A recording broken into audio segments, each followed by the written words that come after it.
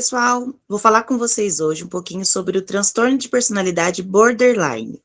Surgiu a ideia desse tema depois de alguns diagnósticos, alguns pacientes também que eu trato que possuem esse transtorno, e também do quanto as pessoas procuram por esse tipo de conteúdo, de informação, e acabam não encontrando, porque a gente está acostumado a falar muito de ansiedade, depressão, transtorno de ansiedade generalizada, esses que são transtornos entre aspas, né, considerados mais comuns por conta da estatística.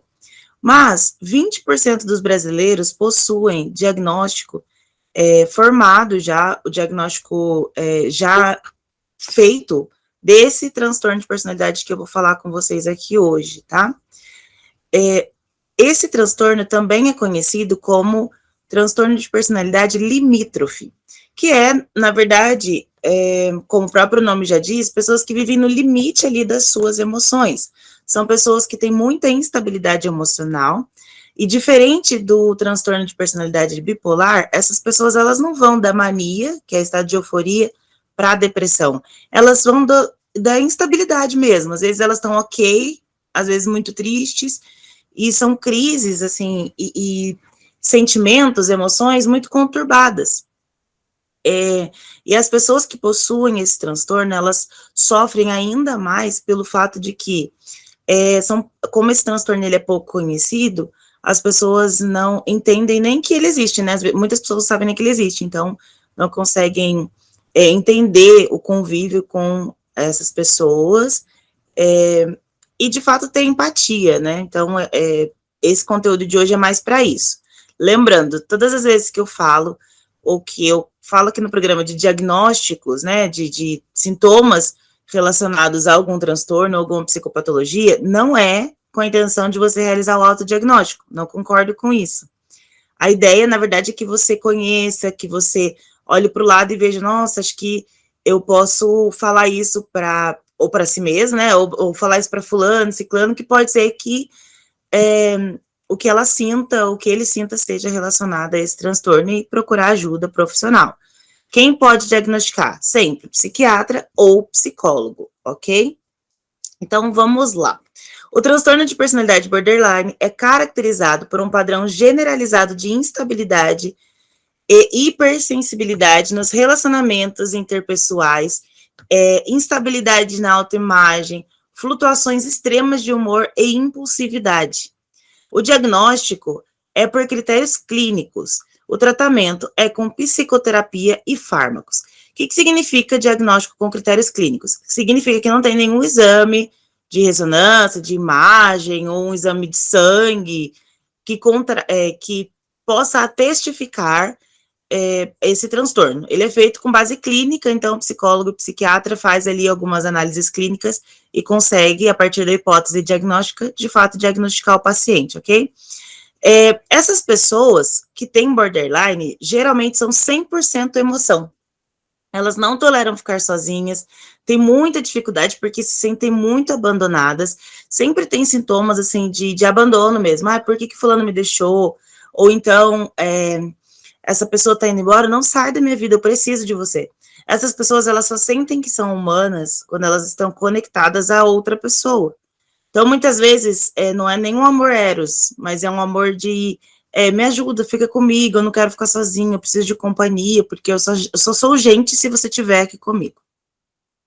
Além disso, além de não tolerar ficar sozinhos, esses pacientes fazem esforços frenéticos para evitar abandono, e quando eles fazem esses esforços, acabam gerando crises, e nessas crises, esses pacientes tendem a se machucar, ou têm tendência também a machucar o outro. Normalmente são pessoas que praticam automutilação ou machucam as outras pessoas com palavras ou ações, de tal forma que leva os outros a resgatá-los e cuidar deles. Então, fica quase que impossível uma pessoa sair da vida da pessoa que tem borderline, porque quando essa pessoa vai tentar sair, ela acaba que começa a ter crises, ter dificuldade por causa da sensação de abandono. A prevalência descrita dos transtornos de personalidade limítrofe nos Estados Unidos varia. Estima-se que a prevalência média seja de 1,6%, mas pode chegar a 5,9%. Como eu disse, aqui no Brasil, 20% da população já foi diagnosticada com esse transtorno. Tem pessoas que nunca serão diagnosticadas, né? Quando a gente fala de diagnóstico, assim, se tem 20% diagnosticados, pode colocar um número muito maior aí, que são daquelas pessoas que não são diagnosticadas. Né? No borderline, por exemplo, as pessoas, elas podem ser consideradas carentes ou confundidas com quem tem transtorno bipolar, ou uma pessoa que tem muita instabilidade de humor, porque é uma pessoa difícil de se relacionar, e na verdade pode ser o borderline. As comorbidades são complexas. Os pacientes, com frequência, têm alguns outros transtornos, né? Então, muitas vezes, tem outros transtornos associados ao borderline. Depressão, transtornos de ansiedade, síndrome do pânico, transtorno de estresse pós-traumático, transtorno de personalidade, anorexia, bulimia, porque as pessoas com borderline, elas costumam ter muita dificuldade de autoimagem, costumam olhar para si e considerarem-se diferentes do que elas são realmente. Então, elas costumam não se achar boas o suficiente, costumam não se achar bonitas, enfim. Então, tem uma dificuldade de autoestima. Certas pessoas podem apresentar tendência genética de ter respostas patológicas ao estresse do meio ambiente, e o transtorno de personalidade borderline parece claramente ter um componente hereditário. Parentes de primeiro grau de pacientes com transtorno de personalidade borderline são 5 vezes mais propensos a ter a doença do que a população em geral. Distúrbios nas funções reguladoras dos sistemas cerebrais e de neuropeptídeos também podem contribuir, mas não estão presentes em todos os pacientes com transtornos de personalidade borderline. Normalmente é quando a pessoa ou ela sofreu algum abandono na infância, alguma rejeição, entendeu de forma errada, ou sofreu alguma morte, né? Alguém foi embora, alguém morreu e aquela pessoa sentiu que foi abandonada. Tudo isso pode gerar aí o borderline, ok?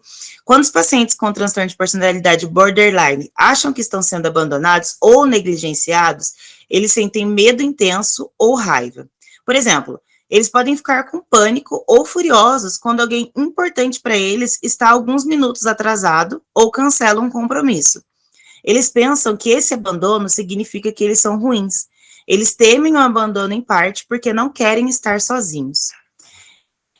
Esses pacientes tendem a mudar o ponto de vista que têm de outras pessoas de forma abrupta e dramática. Podem, às vezes, gente, idealizar um potencial cuidador ou uma pessoa que eles amam muito porque está no início do relacionamento. Aí, quando aquela pessoa não responde exatamente da forma como o borderline deseja que seja respondido, né, que é com muito carinho, muita atenção, não deixar sozinho, essas pessoas começam a se sentir desiludidos, e aí começam a querer desprezar ou ficar irritado com a pessoa que não está dando ali a atenção que esse borderline precisa. Essa mudança da idealização para a desvalorização, ele começa a refletir um pensamento maniqueísta, divisão e polarização do bem e do mal. Então, começa assim, eu te amo, mas se você está demonstrando que vai me abandonar, então você vai conhecer o meu pior lado. Esse é o borderline, ou border, como as pessoas costumam chamar, ok?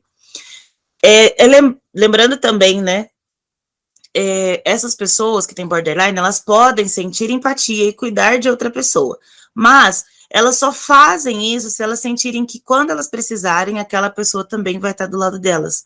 Elas não conseguem ajudar de forma altruísta apenas. Sempre poxa, vou ajudar porque eu sei que se um dia eu precisar e ficar sozinha, essa pessoa também vai me ajudar.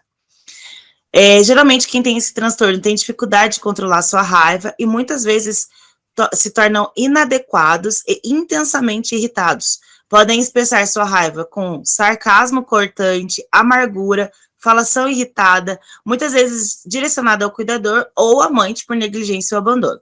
Após a explosão, eles muitas vezes sentem vergonha e culpa, reforçando seus sentimentos de que são maus.